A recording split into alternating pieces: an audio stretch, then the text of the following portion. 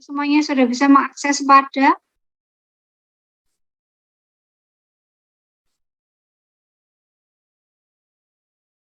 Nanti untuk membantu terkait dengan materi ataupun mungkin video ataupun mungkin penugasan, saya juga akan menggunakan platform Spada ya. Jadi nanti mohon adik-adik untuk yang belum join ya, untuk yang belum bisa join Spada, Spada nanti bisa segera join, dan kalau misalnya ada kendala silahkan nanti bisa menghubungi saya.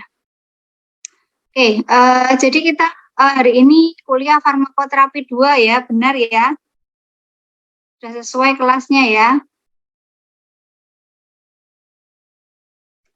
Oke, untuk kuliah farmakoterapi 2 ini apa yang harus kalian capai di akhir pembelajaran ya. Jadi di sini mungkin karena kalian sudah pernah dapat farmakoterapi 1, jadi mestinya sudah ada gambaran ya terkait dengan farmakoterapi itu seperti apa.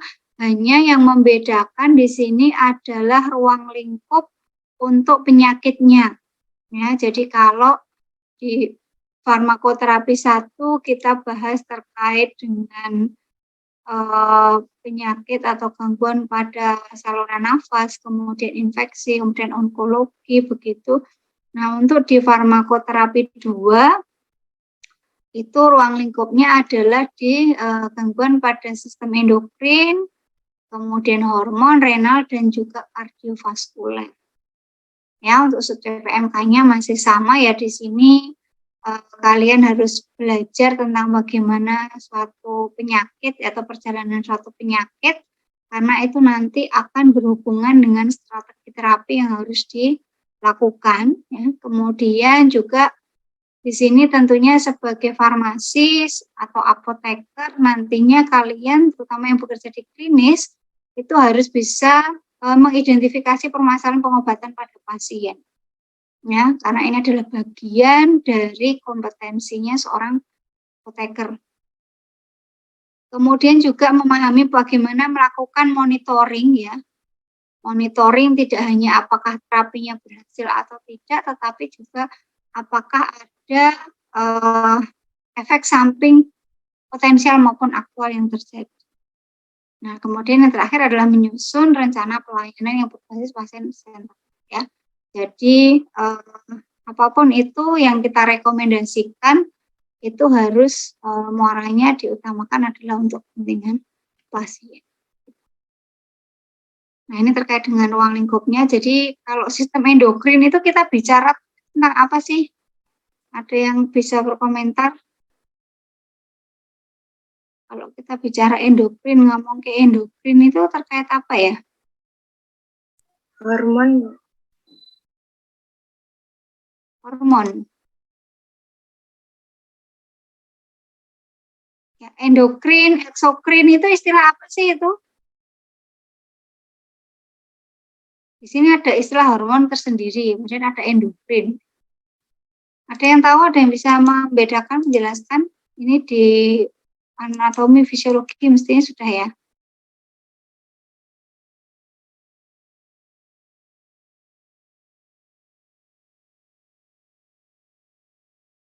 Mbak Fardisania. Mbak Farah bisa mendengar saya? Bisa, Bu. Oke. Bisa menjelaskan Mbak, endokrin sama hormon itu bedanya apa sih? Sepertinya kalau yang sistem endokrin tuh kayak sistem kelenjarnya gitu, Bu. Nanti hormon tuh hasil dari sistem kelenjar gitu. Ya, ya, jadi kalau kita bicara penyakit pada sistem endokrin, berarti yang terganggu hormonnya atau kelenjarnya?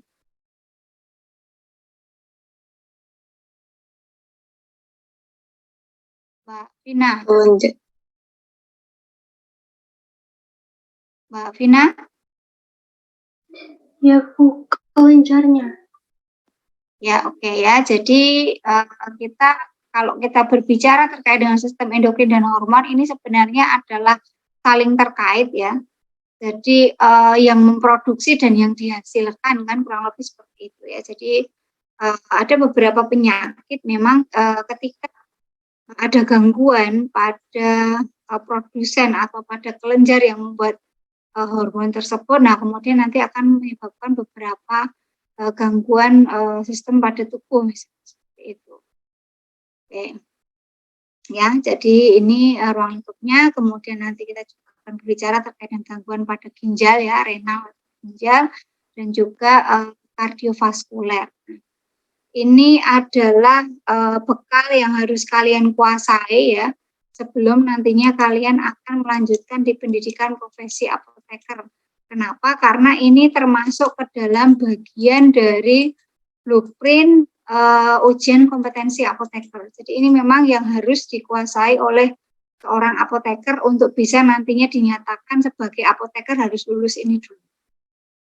Nah, karena itu materi ini kami berikan kepada kalian. Oke, nah kemudian untuk tata tertibnya ya untuk perkuliahan ini secara aturan rektor, nah kita sudah diminta untuk melaksanakan perkuliahan secara hybrid ya. Nanti kombinasi luring dengan daring. Oleh karena itu saya minta di awal ini nanti saya dibantu untuk memetakan ya. Meskipun mungkin nanti belum semua pertemuan itu akan ada luringnya begitu karena ini terkait dengan fasilitas ya, fasilitas ruang kelas yang memungkinkan untuk bisa ada peserta luring dan daring sehingga nanti kita akan dijadwalkan begitu dari prodi. Tapi nanti kita akan coba ya beberapa itu nanti yang memungkinkan untuk luring kita akan luringkan. Ataupun nanti kalau memang dari sisi fasilitas kelasnya nggak ada ya nanti kita coba metodenya dengan cara yang berbeda ya, fleksibel. Nah kemudian kita masih tetap akan menggunakan Spadar dan Zoom ya seperti hari ini. Kemudian untuk presensi masih tetap di OCW. Saya ingatkan sekali lagi ya untuk teman-teman terutama di kelas ini sudah bisa melakukan presensi. Tadi saya sudah revisi, saya buka jam 9.15, nanti maksimal jam 11. Kemudian untuk yang kelas B nanti mulai dari jam 10 sampai jam 12. Tolong ini bisa menjadi tanggung jawab pribadi kalian masing-masing. Tidak perlu harus ada yang mengingatkan ya. Karena ini adalah kebutuhan kalian. Kalau kalian nggak presensi nanti kalian yang rugi. Saya berikan satu kali kesempatan ya, memang kalau mungkin ada yang lupa gitu. Tapi kalau sudah lebih dari satu kali saya tidak akan lagi bisa berpanjang. Nah, ini hanya berlaku ketika memang itu di hari yang sama. Ya, misalnya, kuliah sudah selesai jam 11, misalnya kelas A sudah jam 11 sudah saya tutup, ternyata masih ada yang belum presensi. Nah, itu nanti setelahnya masih bisa. Tapi kok ternyata sudah beda hari, saya sudah bisa membantu lagi. Dan sekarang pun juga dari admin prodi sudah tidak boleh ya untuk membantu mengubah status presensi. Nah, tolong ini menjadi perhatian betul untuk kalian. Kemudian sebisa mungkin ya, saya akan selalu mengusahakan setiap kali perkuliahan kalau tidak ada kendala sinyal itu saya akan on cam. Nah, ini supaya kita bisa saling berinteraksi ya. Saya ingin juga kalian menghargai saya sehingga harapan saya nantinya semua peserta itu juga bisa on cam. Ya, kecuali terpaksa sekalipun ini tempat saya hujan, sinyalnya nanti suaranya putus-putus kalau saya on cam. Monggo ya, tapi saya harap itu tidak menjadi alasan kemudian setiap kali kuliah kok alasannya begitu. Nah, mestinya kita ini sudah tahun yang ketiga ya kita kuliah daring seperti ini, mestinya teman-teman sudah jauh lebih siap gitu ya. Terus kemudian juga tidak menggunakan pakaian yang ala kadarnya. Mestinya kan kita saling enak dipandang lah begitu ya. Jadi tolong selama perkuliahan tidak menggunakan kaos oblong. Ya, itu. Kemudian terkait dengan materi ataupun informasi terkait dengan penugasan, nanti semuanya dapat diakses melalui Sepada, sehingga harapan saya semuanya yang di kelas ini sudah bisa mengakses dan join ke Sepada.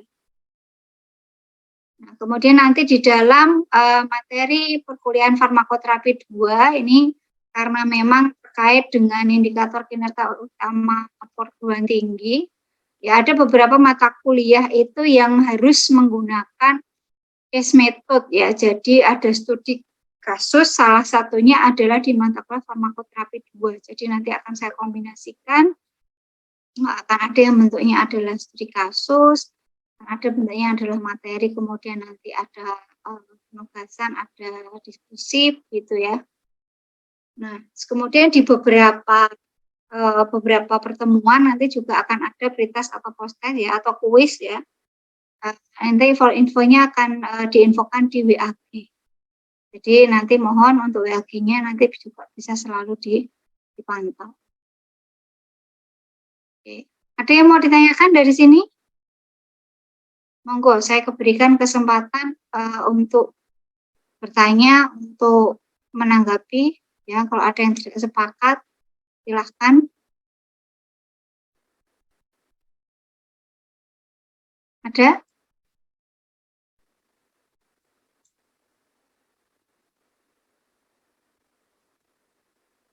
Oke, diam berarti artinya tidak ada ya. Berarti ini untuk tata tertib kita sepakati ya.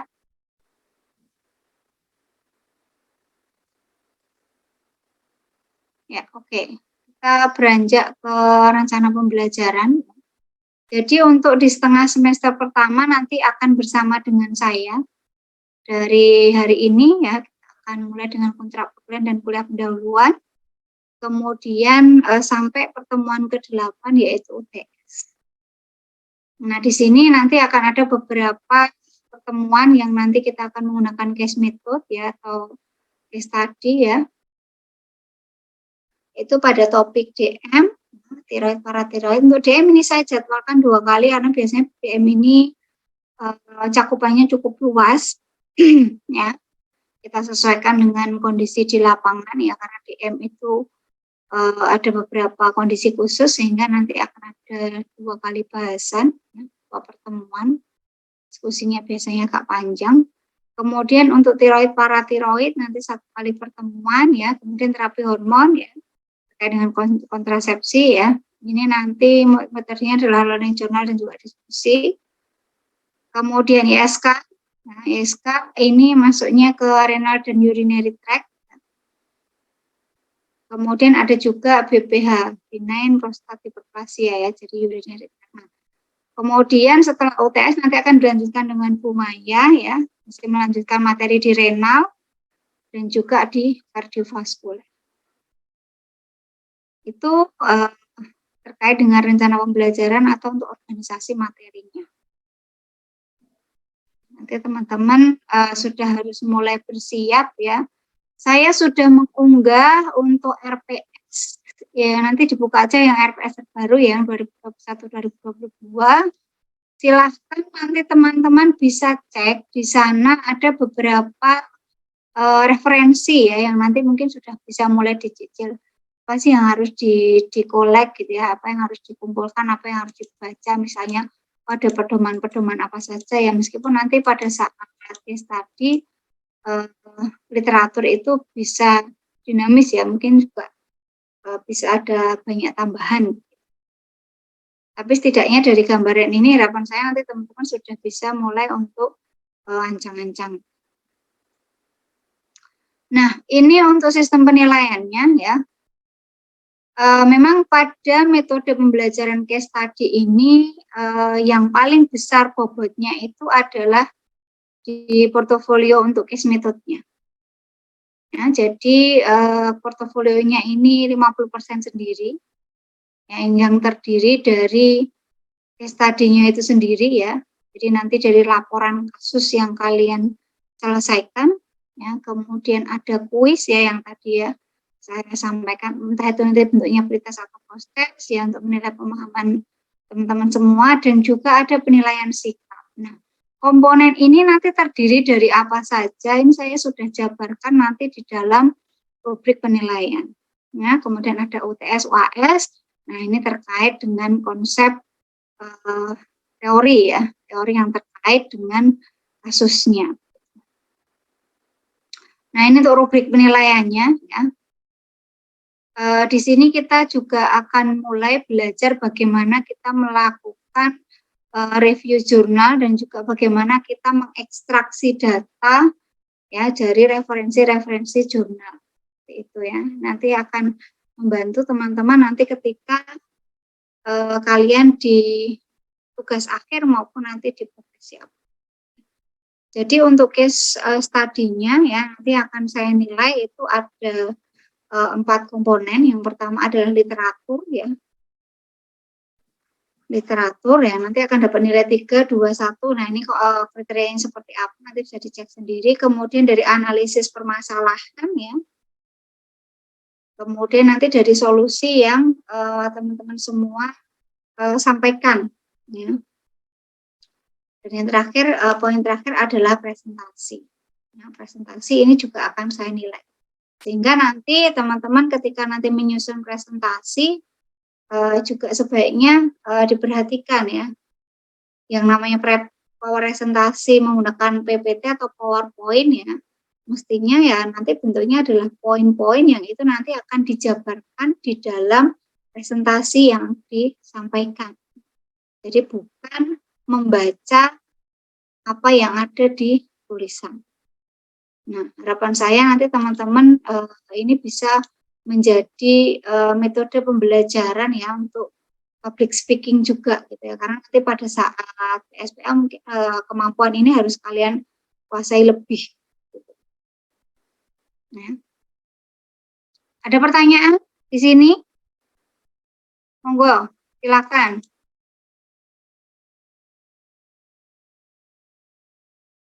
Oke. Kemudian penilaian sikap ya, kalau tadi yang case tadinya, kemudian untuk kuis jelas ya, karena nanti nilai akan terkalkulasi secara otomatis. Kemudian untuk sikap ya, nanti sikap itu meliputi apa? Yang pertama adalah disiplin atau kehadiran tepat waktu. Nah, sehingga kenapa tadi saya cek, saya biasanya ngadep Zoom itu sekaligus juga saya akan buka di Siakat, jadi saya tahu ya siapa-siapa yang tadi belum hadir pada saat kuliah saya mulai. Ya, mohon untuk yang ada kendala sinyal misalnya, saya sudah mulai join dari jam 9 misalnya, tapi ternyata sinyal saya nggak bagus, muter-muter dan lain sebagainya, mohon nanti juga bisa memberikan konfirmasi disertai dengan ya. Jadi bukan kemudian terus tidak datang. Kemudian sikap dalam memberikan pertanyaan atau bertanya, ya. Baik itu bertanya terkait dengan materi yang saya sampaikan maupun pada saat proses diskusi presentasi ya. Nah, sampaikan pertanyaan dengan sopan, lugas ya. Kemudian inisiatif untuk menjawab atau berargumentasi. Ya. Argumentasi ya terkait dengan misalnya ada yang menyanggah presentasinya seperti ini. Nah, silahkan nanti untuk bisa aktif ya teman-teman di sini, karena untuk penilaian sikap ini nanti sifatnya kan individu. Ya, gitu.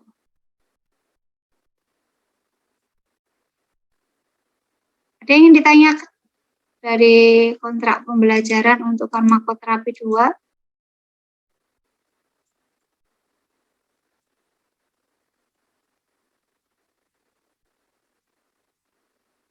Ada?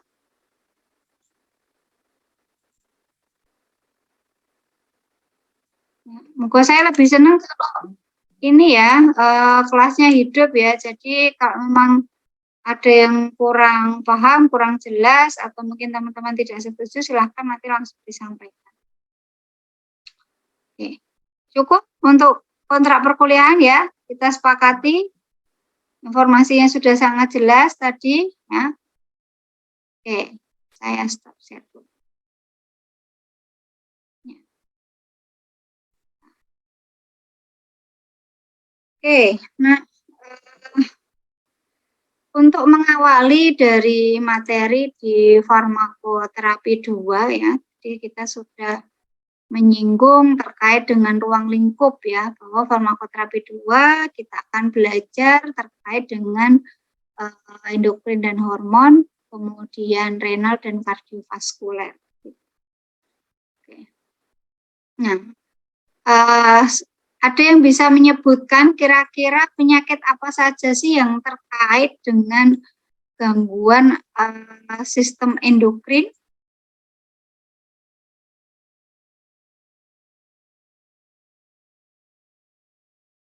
Jadi kalau memperhatikan organisasi materi mestinya bisa menjawab. Silakan. Diabetes, Bu. Siapa nih, Mbak Siva? Oke, diabetes mellitus. Ya. Salah satu gangguan yang terkait dengan sistem endokrin ya. Saya lanjutkan, silahkan nanti bisa menjawab ya teman yang lain. Tadi disampaikan bahwa diabetes adalah penyakit yang terkait dengan gangguan sistem endokrin. Apa sih yang terganggu? Ada yang tahu? Apa sih yang terganggu dari seseorang yang mengalami diabetes ini? Sistem pankreasnya, Bu. Jadi nggak bisa menghasilkan insulin. Oke, Mbak Priscilla. Nanti tolong untuk yang berpendapat ini ya, bisa sebutkan namanya dulu ya, atau NIM-nya ya.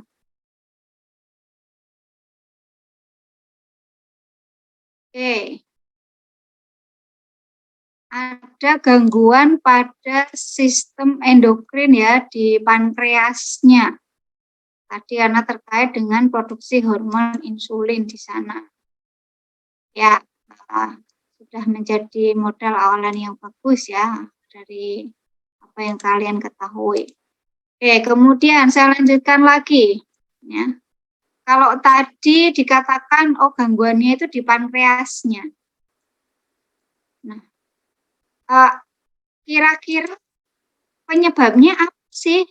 Kenapa kemudian endokrin itu dia bisa terganggu? Ada yang tahu?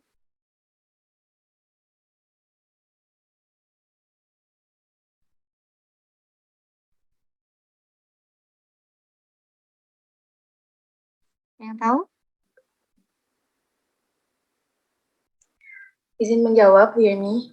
Ya, silakan Mbak Tunjung. Oke, saya Tunjung M061933. Untuk terkait kasus diabetes mellitus, itu gangguannya tergantung tipe diabetesnya, Bu. Misalnya diabetes mellitus 1 itu kan adanya kerusakan sel B Langerhans. Kalau tipe 2, diabetes mellitus tipe 2 itu adanya reseptor insulinnya itu kurang tidak bisa menerima, tidak bisa mengambil insulin yang tidak bisa, reseptornya kurang sensitif, Bu, seperti itu. Jadi menimbulkan permasalahan terkait kadar gula darah dalam tubuh.